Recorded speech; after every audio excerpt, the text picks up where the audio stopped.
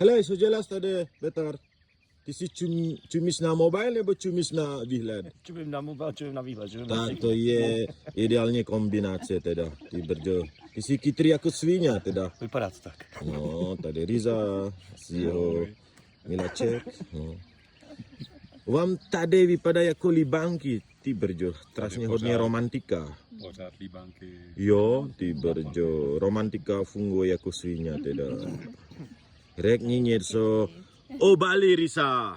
Bali nádherný, Bali krásný, pestrý, lidi úžasný. Ano. Doporučuji.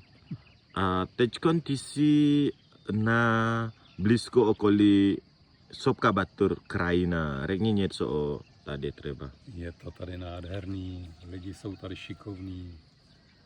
Máte tady spoustu zeleniny, ovoce. Měli jsme úžasnou večeři, kterou jsme si mohli připravit.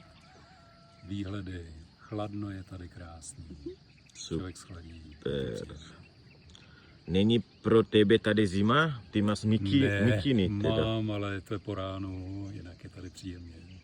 Ok, tady je jeho Milaček, jeho láska.